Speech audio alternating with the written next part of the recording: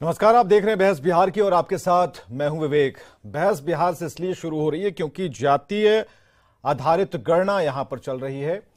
शिक्षकों को लगाया गया इस काम में और ये कह दिया गया है, खबर आज ये भी आई कि जो सीनियर स्टूडेंट्स हैं वो अपने छोटे छोटे उस स्कूल में पढ़ने वाले बच्चों को पढ़ाएंगे और मास्टर साहब कभी भी आकर के अपनी हाजिरी बजा दें, इससे कोई दिक्कत नहीं है।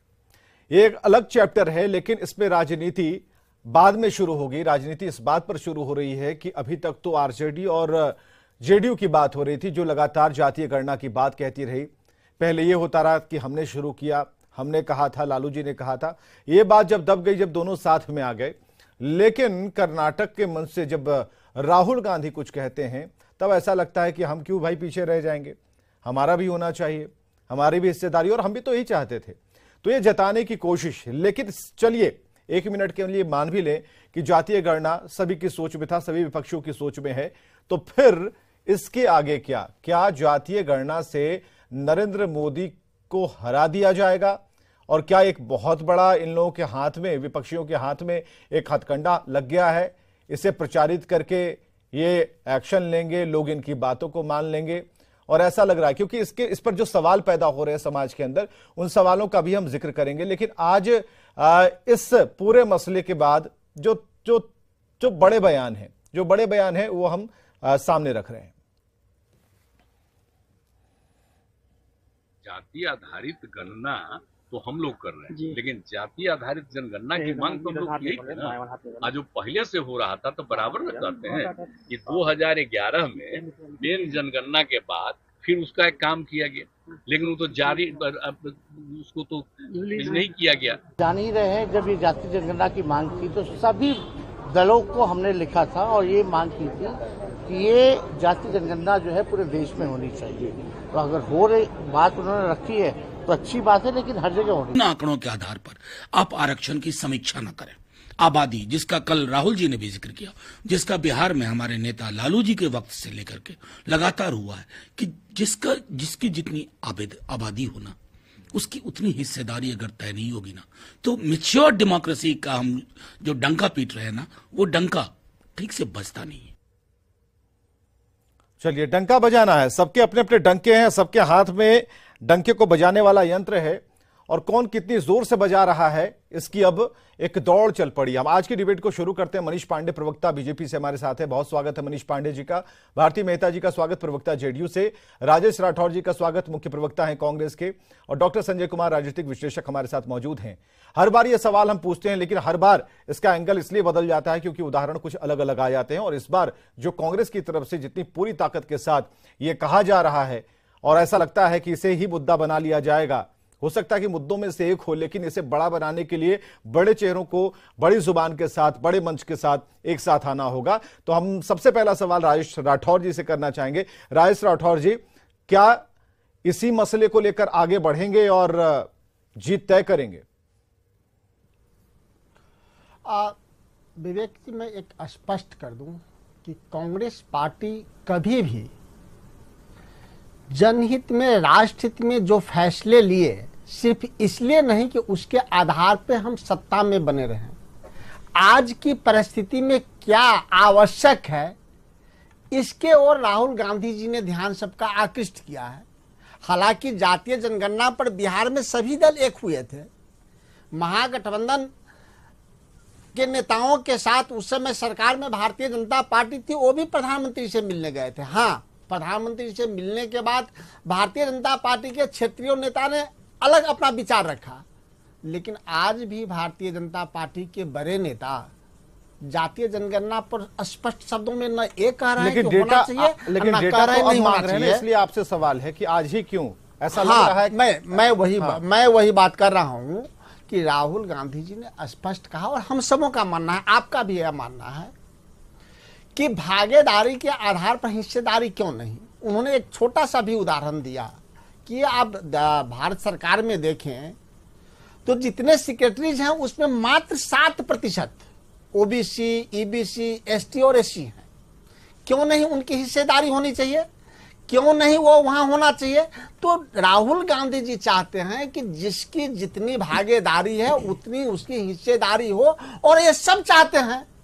अगर भारतीय जनता पार्टी का अगर विचार इसे इतर है तो क्यों नहीं स्पष्ट शब्दों में कहता है कि जातीय जनगणना ठीक नहीं है, राहुल गांधी जो बोल रहे हैं वो ठीक नहीं है? अगर राहुल गांधी जो बोल रहे हैं अगर सत्य है तो भारतीय जनता पार्टी उसका समर्थन क्यों नहीं करती? क्योंकि भारतीय जनता पार्टी को सिर्फ और सिर्फ वोट से मतलब है। भारतीय जनता पार्टी को किसी प्रकार से सत्ता में बने रहने की जरूरत महसूस होती है, लेकिन आवाम को लाभ कैसे हो, जो सबसे वंचित तो आवाम को लाभ कैसे हो, आवाम को लाभ कैसे पहुंचे, उस लाभ को लेकर आवाम नहीं सोच रही है। आवाम आपके बारे में नहीं सोच रही। इसका सीधा मतलब आवाम वो सोच रही है जो बीजेपी कह रही है, तब तो उन्हें नंबर दे रही है। नंबर देने से ही अगर स्पष्ट हो जाएगा कि सब समर्थन इनके पास, यही जो करेंगे तो और कैसे मानेंगे? क्या पैमाना? नहीं, क्या पैमाना हो? हम नहीं, हम जुबान से कहें कि हम आपके साथ हैं, नहीं, हम जुबान से कहें कि हम कांग्रेसी हैं और वहां जाके कमल पे दबा दें, तो कैसा विश्वास है भाई? आप विवेक जी अच्छी बात कहें आप कि अगर जन समर्थन और सरकार बना लेना ही सबका विश्वास जितना है तो सबसे लंबे दिनों तक विश्वास जीतेंगे तब तो लोग आपकी बात सुनेंगे। और मैं वही कह रहा हूं, अन्य राज्यों में हमारी सरकार सब दिनों तक रही है, क्या हमारी सरकार गई नहीं? 10 साल 9 साल सरकार में बने रहने का हम इस पर चर्चा अभी नहीं करना चाहते। ठीक है, आते हैं मनीष पांडे के पास। तब रखेंगे एक बार घूम लेते हैं। भारतीय जनता पार्टी एक बार घूम लेते हैं। आपके आरोप है ना भारतीय जनता पार्टी की सरकार बनाने से मतलब है? अरे सरकार हलवा थोड़ी है भाई, सरकार हलवा थोड़ी है। सूजी और इधर बेसन का इंतजाम किया, थोड़ा चीनी पानी दूध डाले और दबा कर बढ़िया हलवा बनाए। सरकार हलवा नहीं है, लेकिन सरकार के दिल जीतिए ना। मंदिर का ठीक है, हम आ रहे हैं, तुरंत आ रहे हैं। बुनिया भी नहीं है, मनीष मंदिर का हलवा भी नहीं है, मंदिर का बेलपत्र भी नहीं है, ठीक है, मंदिर का फूल भी नहीं है, जिससे सरकार लोगों के दिल में है और जिनकी फोटो दिल में है उनकी सरकार है भाई, उन पर भरोसा है। भरोसा, सरकार का नाम भरोसा होता है। आते हैं, आपने देखा ना उनके फोटो खिंचाने के चक्कर में ना पुलवामा हो गया। बस हम आ रहे हैं, बस आ रहे हैं, आएंगे। छिपा के भाग रहे हैं। डॉक्टर संजय कुमार को बिठा दे जाना। मनीष पांडे जी, ठीक है, मनीष पांडे जी आपके पास 40 सेकंड है, हम एक राउंड घूमना चाहते हैं। मनीष पांडे जी, देखिए विवेक जी, थोड़ा राजेश राठौर जी थोड़ा कंफ्यूज दिखे कि लोकतंत्र क्या है, सरकारें कैसे बनती है और जनता का समर्थन मिलता है तभी सरकारें बनती है। मुझे इनकी बातों से भी लगा। जहां तक बात है जातीय गणना का, तो 1952 से लेकर आज तक देश देखता आ रहा है कि भारतीय जनता पार्टी का इन सारे विषयों पर क्या रोल रहा है, इसलिए मैं उन बातों को दोहराऊंगा नहीं। बिहार के संदर्भ में भी जब बातें आई थी तो भारतीय जनता पार्टी ने उसका समर्थन किया था। देखिए सवाल यह है कि ये जो ज्ञान चक्षु है राहुल जी का, ये नीतीश जी के मिलने के बाद क्यों खुला? सबसे बड़ी बात तो यह है, उसके पहले क्यों नहीं खुला? 2024 का चुनाव है, क्योंकि यह बड़ा स्पष्ट है और यह बताने की भी आवश्यकता नहीं है कि भारतीय जनता पार्टी विकास के जिस नए आयाम को पिछले 9 वर्षों में खड़ा किया है उस पर तो ये जाना ही नहीं चाहते हैं, क्योंकि ये खास करके कांग्रेस जाएंगे तो जब तुलना होने लगेगी 2014 से पहले की तो ये कहीं टिकेंगे नहीं, इसलिए इनको तो चाहिए एक नया सगुपा। तो इसीलिए यह जातीय जनगणना का अब पीट रहे हैं। और मुझे हंसी तब आई विवेक जी जब ये कह रहे थे कि 2011 का रिपोर्ट क्यों नहीं जारी किया गया, और कर्नाटक की बात कर रहे थे जहां जातीय गणना करवा के और उसको ठंडे के बस्ते में डाल दिया गया, वहां भी कांग्रेस की सरकार थी। मतलब पता नहीं कौन स्क्रिप्ट लिखता है कि अपनी ही गलतियों को अपने से ही याद करा रहे लोगों को कि ये सारी गलतियां जो हुई थी 1952 से लेकर आज तक वो हमारे ही कारण हुई थी। राठौर जी को लाइए जरा मनीष जी के साथ। चाहिए। और एक चीज विवेक जी, मैं एक बात पूछना चाहता हूँ और आपके रुकिए आप ही से पूछ रहे, राजेश जी आप ही से पूछ रहे, रुकिए मनीष जी पूछिए। हाँ, और अब जरा सा चूंकि राहुल जी ने यह सवाल उठाया है विवेक जी, और आपके पूरे न्यूज 18 के दर्शक देखें, मुझे एक बात, मैं खुद कंफ्यूज हूँ, मैं भी आज इस डिबेट में मतलब जवाब चाहता हूँ। संजय जी बैठे हैं भाई, आप एक तरफ तो कह रहे हैं कि आरक्षण, पिछड़ों को अगड़ा बनाना है आरक्षण के माध्यम से, और दूसरा तरफ अभी मैं सुन रहा था प्रोफेसर है जेएनयू के हमारे जो झा जी है राजद के, वो कह रहे थे कि जिसकी जितनी भागीदारी उसकी उतनी हिस्सेदारी। मतलब वो स्पष्ट चाहते हैं ना कि अगर यादव समुदाय बिहार में सबसे ज्यादा है तो वह हमेशा मुख्यमंत्री पद की कुर्सी पर रहे, जीतन राम मांझी अगर कम है तो वह मुख्यमंत्री की कुर्सी पर कभी नहीं बैठे, क्योंकि उनकी तो हिस्सेदारी ही कम है, भागीदारी कम है, तो हिस्सेदारी कहाँ से आएगी? मतलब मैं थोड़ा कंफ्यूज हूँ। राजेश कंफ्यूजन दूर कर दे। हाँ ठीक है, कंफ्यूजन दूर कर दे, दूर कर दीजिए राठौर जी। इसकी जितनी भागीदारी उसकी से हिस्सेदारी का मतलब क्या हुआ? क्या कंफ्यूजन हमेशा रहेगा, कभी नहीं आप दूर कर दीजिए ना भाई, चूंकि पूरा दर्शक देख रहे हैं। सरकार में हम चाहते हैं, समाज में हम चाहते हैं, विद्यालय में हम चाहते हैं, सत्ता से शुरुआत चले जाते हैं मुख्यमंत्री। अरे फिर वही बात है, प्रधानमंत्री दलित को बनाइए तो हम ही खाएंगे। आप दलित को प्रधानमंत्री डंटी होता है ना, ये लोग वो डंटी आपको पकड़ा देंगे। आप जातीय जनगणना के बाद मुख्यमंत्री की कुर्सी पर तो हम ही बैठेंगे। आप बताइए ना, आप पहले समझा दीजिए। दलित प्रधानमंत्री आपको मैं समय दे रहा हूँ, आपको समझाइए। आप दलित प्रधानमंत्री किस आधार पर आप कहते हैं कि जिसकी भागीदारी उसको बात को दोहराता हूं, सबसे अधिक जनसंख्या वही हमेशा मुख्यमंत्री बनेगा? कितनी भागीदारी, तो जिसकी सबसे ज्यादा जनसंख्या है उत्तर प्रदेश में मुलायम सिंह, अखिलेश हमेशा बनेंगे, बिहार में तेजस्वी यादव हमेशा बनेंगे। बताइए कि आप जातीय जनगणना के पक्ष में हैं या खिलाफ हैं? आप पिछड़ों के पक्ष में हैं और खिलाफ हैं? 1952 से पक्ष में हैं, विरोध करते थे, एसटी के पक्ष में विरोध करते थे, अत्यंत पक्ष, तब कांग्रेस विरोध करती थी। आज आप 2011 में जनगणना किया रिपोर्ट, पूरे देश के सामने नहीं लाया। ये बताइए 15 में कर्नाटक में किया, ठंडे बस्ते में रिपोर्ट डाल दिया। हमने जो पूछा उसको पहले हमको समझा दीजिए। आप बताइए न्यूज 18 के दर्शक देख रहे हैं, राजेश राठौर जी न्यूज 18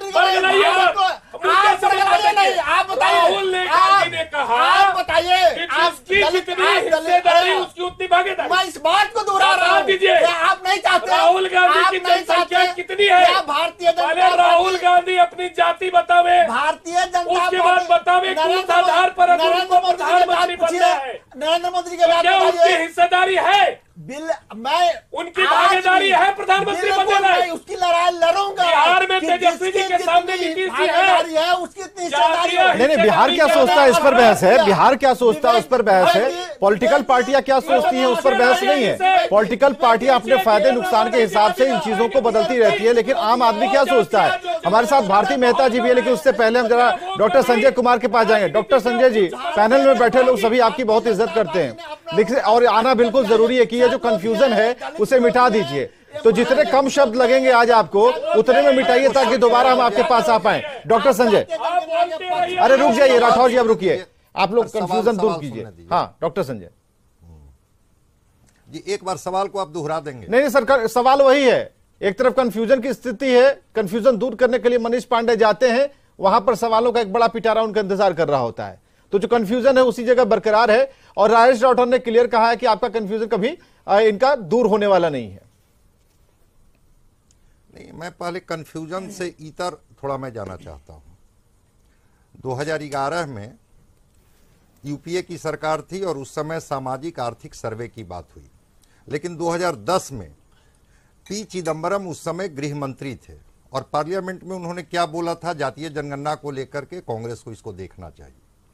2011 में राजस्थान में कास्ट सेंसस हुआ, सामाजिक आर्थिक सर्वे ही नाम दिया गया, कांग्रेस की सरकार थी, उसको प्रकाशित नहीं किया। 2015 में कर्नाटक में कांग्रेस की सरकार थी, सोशियो इकोनॉमिक सर्वे हुआ, आज तक वो जारी नहीं हुआ। मेरा कहना है रोहिणी आयोग की रिपोर्ट जो लीक हुई है, प्रकाशित तो नहीं हो पाई, लीक हुई भाई। 2011 में जब रोहिणी आयोग आपने बनाया, सोशियो इकोनॉमिक सर्वे हुआ, नरेंद्र मोदी की सरकार बनी 2014 में। ठीक है, अगर लगता है कि जाति से होकर के ही विकास की धारा जाती है या जाति ही आधार है विकास की रोशनी को पहुंचाने का, तो आपको 13 में उसका सर्वे जारी कर देना चाहिए था कि रोहिणी आयोग की क्या रिपोर्ट है। जो बाद में जो उसकी रिपोर्ट लीक हुई उसमें अभी भी 986 ओबीसी जातियां ऐसी हैं जिनको न कोई शैक्षणिक लाभ मिला, न कोई उनको नौकरियों में लाभ मिला। ये पॉइंट है। 980 ऐसी जातियां हैं ओबीसी में जिनको मात्र 2.5% लाभ मिला आरक्षण नौकरी में और शिक्षण संस्थानों में। मात्र 10 ऐसी जातियां हैं पूरे देश में जो करीब करीब 50% आरक्षण का, चाहे वो नौकरी हो चाहे वो शिक्षण संस्थान हो, उसका लाभ ले जाती है। खैर, अभी तक वो रिपोर्ट प्रकाशित नहीं हुई है, जो लीक हुआ है मामला, जो चीजें आई थी सरफेस में, इस पर मैं कहना चाहता हूं। दूसरी महत्वपूर्ण बात मैं कहता हूं कि बिल्कुल होना चाहिए। अगर लगता है कि कास्ट सेंसस एक आधार बनेगा जिसके आधार पर आप वेलफेयर स्कीम को, लोक कल्याणकारी योजनाओं को ज्यादा से ज्यादा लोगों तक पहुंचा पाएंगे। बिल्कुल आप उसके आधार पर सामाजिक आर्थिक सर्वे कर लीजिए ताकि उनको सामाजिक, आर्थिक और राजनीतिक ताकत दी जाए। लेकिन जो राहुल गांधी जी ने जो वहां कहा 50% का कैप, 50% का कैप किसने लगाया? सुप्रीम कोर्ट ने लगाया है। ठीक है, वो उनके जो नेता हैं वो एक पक्ष बड़ा मजबूती से रखते हैं कि जब तक हम कास्ट सेंसस नहीं करेंगे तब तक हमारे पास कोई मजबूत आधार नहीं होगा जिसको लेकर के हम सुप्रीम कोर्ट में जाएंगे ताकि वो कैप को हटाया जा सके। ठीक है, सोशल जो इकोनॉमिक सर्वे है, बिहार में भी कास्ट सेंसस शुरू हो गया है, अच्छी बात है। भारतीय जनता पार्टी भी उसमें सम्मिलित थी जिसने कहा था कि हाँ कास्ट सेंसस हो जाए। बिल्कुल। लेकिन कास्ट सेंसस मैं कहता हूं कि अगर पॉलिटिकल टूल है, अगर राजनीतिक हथियार है, वो कर्नाटका में हुआ ना कि जो लिंगायत समुदाय और बोकालिंगा समुदाय, जो दो बड़ी ओबीसी जातियां हैं, जब वहां जो सोशल इकोनॉमिक सर्वे हुआ उसमें देख लीजिए उनकी संख्या क्या है, बाकी 33% में ओबीसी जातियां कैसी हैं। तो अगर आपकी मंशा वास्तव में जन कल्याणकारी योजनाओं को जाति के माध्यम से वहां तक पहुंचाना है, तब तो मुझे लगता है कि बिल्कुल इसके अच्छे कलम नहीं देंगे सर, कलम किताब नहीं, मतलब यही है, कलम किताब नहीं देंगे, सीधे कहेंगे कि बस तुम पास कर गए हो। तो ऐसी आबादी और ऐसे आरक्षण दे करके, ऐसी एक्स्ट्रा फुल प्रूफ जो उनकी सुविधाएं दे करके क्या फायदा होगा? और जिस क्वालिटी एजुकेशन की बात करते हैं, स्वास्थ्य सुविधाओं की बात करते हैं, यहां पर ध्वस्त हो जाएंगी। ये बातें सबको पता है। हमारे साथ जरा भारती मेहता जी को जरा लाइए। भारती मेहता जी, आपको ऐसा लगता है जरूरी तो ये था ना कि हम कलम, कॉपी, सुविधाएं सब कुछ दें, जितना हो सके दें, महीने का एक पूरा फुल पैकेज ही दें, अच्छे टीचर्स दें? नहीं सुनिए ना, आपने बहुत अच्छा सवाल उठाया है। हाँ जी, बोला जाए। नहीं, हमने तो यही सोचा था ना, लेकिन इसमें इस मकड़जाल में फंसने की क्या जरूरत थी? इससे हो क्या जाएगा, जरा बताइए ना, क्या हो? मैं दो खंड में, एक जो आपने अभी सवाल उठाया मैं उसका उत्तर दूं। जो आपने कहा कि क्या भारत के बच्चों के हाथ में कलम और कॉपी नहीं होनी चाहिए, तो एक दिन मैं चाहूंगी कि इस पे डिबेट होना चाहिए कि स्वतंत्र भारत में पहली बार शिक्षा बजट में 12% की कटौती हुई है इस बार केंद्र सरकार के द्वारा।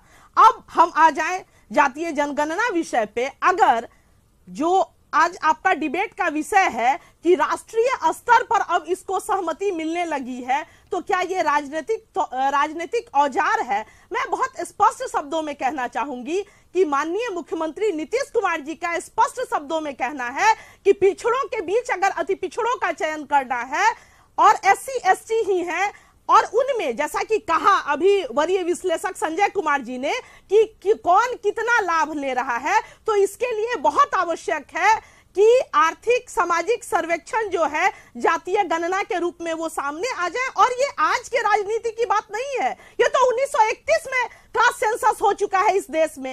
ये बहुत आश्चर्य की बात है कि हम लोग इसको कराने में इतने लेट हैं, और जहां आज भाजपा इसका विरोध कर रही है महोदय, वो भाजपा विरोध किया 2000 अभी जस्ट 19 में मुझे बोलने दीजिए मनीष जी, मुझे बोलने दीजिए मनीष जी, मुझे बोलने दीजिए। जब आप बोल रहे थे मैंने नहीं टोका है कर्पूरी ठाकुर मनीष जी, आपको मैंने बीच में इंटरप्ट नहीं किया है। भारती मेहता जी, आप तो बीजेपी को कट कर रही है ना। बीजेपी ने कब कहा कि इसके पक्ष में नहीं? प्रसाद मुखर्जी वही तो अभी जस्ट कह रहे हैं, कभी नहीं, अभी एक बाइट आप दिखा दीजिए, मैं आपको समझ देता हूँ, समझ नहीं पा रही मैं आपको चुनौती भी देता हूँ।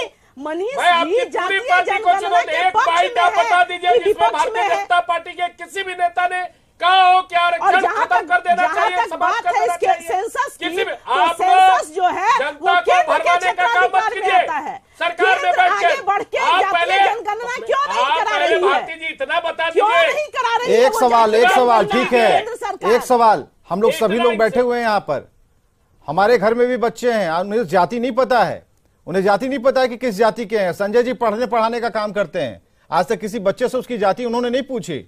और एक कहानी कभी हम बाद में सुनाएंगे जो संजय जी ने हमें बताया था, एक बच्चा कैसे बढ़ता है और कैसे अंधेरे से आकर उजाले में आता है और वो पैर छूता है भीड़ में।